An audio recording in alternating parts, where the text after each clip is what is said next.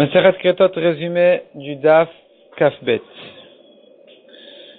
Première halakha dit la Gemara, le lait d'une femme, il est permis minatora. Le sang des êtres humains, il est permis minatora. Selon Rav Shechet, il n'y a même pas d'interdiction de Rabbanan de le manger, du moment qu'il ne s'est pas séparé du corps. Le cœur après la shrita, le cœur d'une béma après la shrita, il faut le déchirer pour verser son sang. Si il ne l'a pas déchiré et qu'il a mangé avec son sang, il est chayav dessus. Et la Gemara précise dessus que il est chayav dessus. Donc il n'est pas chayav si c'est un cœur de volaille. Si c'est un cœur de béma, il est chayav dessus karet. Comment ça se fait qu'il est chayav dessus même karet? Pourtant on a vu que sur le sang du cœur on n'est pas chayav karet. Réponse: il y a deux sangs différents dans le cœur. Il y a le sang de la chair du cœur sur lequel on n'est pas chayav karet, comme le sang de tous les organes, le sang des membres sur lequel on n'est pas chayav karet, malgré qu'ils soient interdits de la Torah. Il y a un autre sang qui vient d'ailleurs, de l'extérieur du cœur. C'est le sang qui, au moment où la béma, on lui a fait la shrita, elle a pris une respiration profonde et ça a attiré son sang de la shrita, le sang qui devait jaillir, le sang de la vie, le sang de l'âme, le dam hanefesh sur lequel on est chayav karet, il a été tiré vers le cœur. Et maintenant que quelqu'un vient manger ce cœur-là, sans le déchirer pour verser ce sang, en réalité, il a trouvé là-bas le sang, le dam hanefesh sur lequel on est chayav karet, c'est pour ça qu'il est chayav effectivement karet pour ce sang-là. La Gemara ensuite ramène une machloket entre Rabbi Yochanan et Resh Lakish. Qu'est-ce qui s'appelle le dam hanefesh? Le sang de l'âme. Qu'est-ce qui s'appelle le sang de l'âme? Donc, sachant qu'il y a 4 étapes dans la shrita. Il y a les premières gouttes noires, qui doivent être apparemment le sang de la plaie de la shrita. Ensuite, il y a du sang rouge qui commence à couler. Après ça, il y a le sang qui jaillit avec force. Et ensuite, à nouveau, il y a du sang rouge qui continue à couler sans jaillir. Et donc, le sang qui jaillit, selon tout le monde, c'est le dam hanefesh, on est chayav dessus. La question se pose sur le sang qui coule avant ça. Est-ce qu'on est chayav dessus ou pas? La Gemara ramène là-dessus une machloket Rabbi Yochanan et Resh Lakish. Selon Rabbi Yochanan, c'est pas le dam hanefesh. Selon Resh Lakish, c'est oui le dam hanefesh. Et la Gemara objecte Resh Lakish, mais Resh Lakish dit: je suis pas gêné de l'objection, c'est déjà une machloket Tanaïm. Selon Rabbi Eliezer, c'est que le sang qui jaillit qui est dam hanefesh. Selon Rabbi Shimon, à partir de la goutte noire, donc après le sang noir, tout le sang rouge, aussi bien celui qui jaillit que celui qui coule, il est dam hanefesh, on est chayav dessus. Autre halakha dit la Gemara. Le sang qu'on appelle le dam hatamtzit, donc le sang qui sort du mort après la mort, c'est pas le dam hanefesh, c'est pas le sang de la vie, c'est pas le sang avec lequel l'âme sort.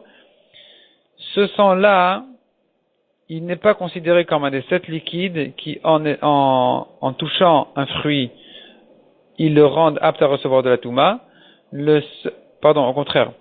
Le sang qui le rend apte à recevoir de la touma, c'est que le sang, le dam hatamtzit, c'est que le sang qui sort après la mort. Mais le sang qui jaillit, au moment de la mort, au moment de la shrita, ce sang-là n'est pas considéré comme un des 7 liquides qui rendent, avec leur contact avec le fruit, le rendent apte à recevoir de la touma.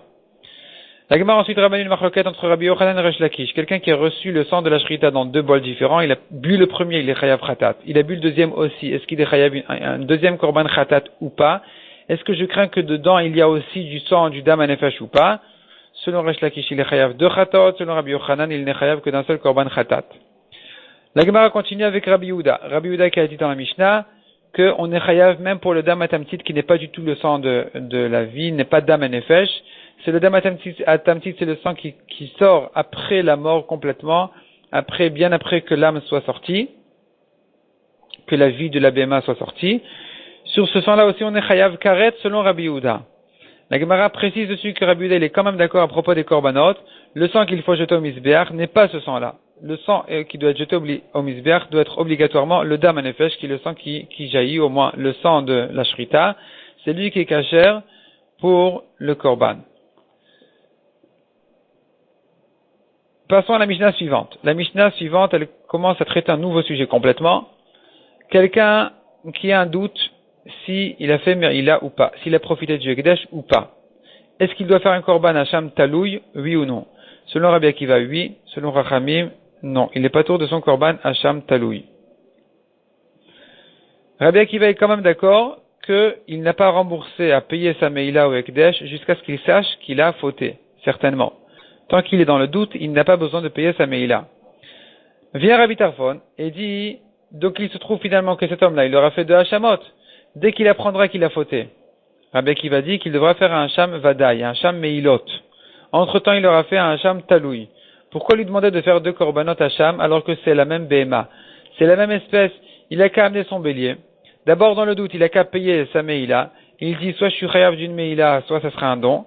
Et ensuite, en ce qui concerne le Korban, voilà mon bélier. Soit c'est un Korban Hacham Meilot, au cas où j'ai fauté. Et au cas où je reste dans le doute, ça sera un Korban Hacham Taloui.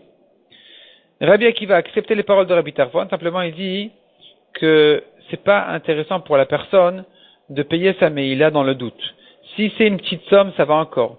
Si c'est une grosse somme, alors il préfère encore faire 2 fois son Korban Hacham, une fois sortir du doute en disant ne fais maintenant qu'un Hacham Taloui, et quand il apprendra qu'il a fauté à ce moment-là, effectivement il devra refaire un 2e Hacham, mais entre-temps il n'a pas besoin de payer la Meila elle-même, donc le profit du Ekdesh n'aura pas besoin d'être payé jusqu'à ce qu'il est certain d'avoir fauté. Ça c'est dans une grosse somme, mais effectivement s'il ne s'agit que d'une petite somme, alors Rabbi Akiva sera d'accord avec Rabbi Tarfon que il peut payer entre-temps sa Meila, son profit du Ekdesh, et faire un Korban Hacham en faisant le Tnaï, les conditions de dire soit c'est un Hacham Meila, soit ça sera un Hacham Taloui. La Gemara se prolonge longuement pour expliquer la raison de la machloket entre Rabbi Akiva et Chachamim, si dans le doute d'une Meila, il est chayav d'un Hacham Taloui, oui ou non. Et finalement la Gemara dit, on a une Xera Shava à propos du Hacham Taloui, qui nous apprend qu'on est chayav d'un Hacham Taloui que dans le doute d'une Avera sur laquelle on est chayav en général, Karet Bemezid et Chatat Beshogeg. Alors que Meilot, c'est pas Karet Bemezid et c'est pas Chatat Beshogeg. Meila, ce n'est qu'un Korban Hacham. Donc, a priori, dans le principe, on devrait dire que sur un doute de Meila, on n'est pas chayav d'un Hacham Taloui. C'est ce qu'on devrait dire, c'est comme ça que Chachamim disent. Rabbi Akiva, lui, il a une raison spéciale. Il a un Vav qui met en rapport le Korban Hacham Taloui avec le Korban Hacham Meilot, puisqu'ils sont écrits un juste après l'autre, et qu'on a le Vav qui commence la 2e paracha en disant « Et s'il est dans le doute d'avoir fauté », donc le Vav en question, il vient nous dire que on aura les mêmes halachot, et que le Korban Hacham Taloui se rapporte aussi sur la paracha précédente qui est la Meila, donc effectivement dans le doute d'une Meila, on devra faire un Hacham Taloui. La Gemara en arrive avec tout ce pile-poule là dans les drachot, elle en arrive à une question d'où je sais que tous les Hachamot doivent venir d'un bélier qui coûte 2 slaim. Peut-être que même moins que 2 slaim est suffisant. Alors la Gemara dit soit on l'apprend de ce Vav en question. De ce Vav en question, on apprend justement que la Torah est venue nous dire que de même que le Hacham Meilot doit coûter 2 slaim, de la même manière le Hacham suivant, qui est le Hacham Taloui, doit aussi coûter 2 slaim. Soit, deuxième dracha, je l'apprends de Zot Torata Hacham, voici la loi du Hacham, qui vient nous dire que tous les Hachamot doivent se ressembler, et que donc ils doivent tous coûter le même prix, 2 slaim, 2 shkalim de Torah obligatoirement. Soit, on a une troisième dracha, c'est de faire une Xera Shava Berkecha, ou bien BL, où la Torah, donc de cette Xera Shava là, la Torah a écrit à propos des autres Hachamot comme Hacham Talou Berkecha, à propos de Hacham Shifra Harufa, c'est écrit BL, et ces notions-là de Berkecha et de BL sont écrites aussi à propos du Hacham Meilot, qui doit coûter à tout forcément 2 slaim. Donc de là-bas, de cette Xera Shava là, on apprendra que tous les Hachamot doivent coûter 2 shkalim. Ensuite, la Gemara va prendre de la fin de notre Mishnah que quelqu'un qui n'a même pas de connaissance de sa faute et qui aurait fait son Hacham Meilot, il est quitte quand même de son Korban. La preuve, c'est qu'on a dit, il n'a qu'à faire un Hacham dans le doute, et il dit comme ça, soit j'ai fauté, c'est mon Hacham Meilot, soit j'ai pas fauté, et soit je sais pas si j'ai fauté ou pas, soit je reste dans le doute, et ça sera un Korban Hacham Taloui. Et la question se pose, mais à quoi ça sert ce Tnaï-là? À quoi ça sert cette idée-là? C'est pas une solution. Demain, il apprend qu'il a fauté. Comment il sera quitte du Korban qu'il a fait sans connaître sa faute? De là, la Gemara apprend que malgré que pour un Korban Khatat, il faut connaître sa faute pour être quitte de son Korban, ici c'est différent. Dans le Hacham Meilot, s'il a appris qu'il a fauté après avoir fait son Korban, il est quitte avec le Korban qu'il avait fait avant la connaissance de sa faute.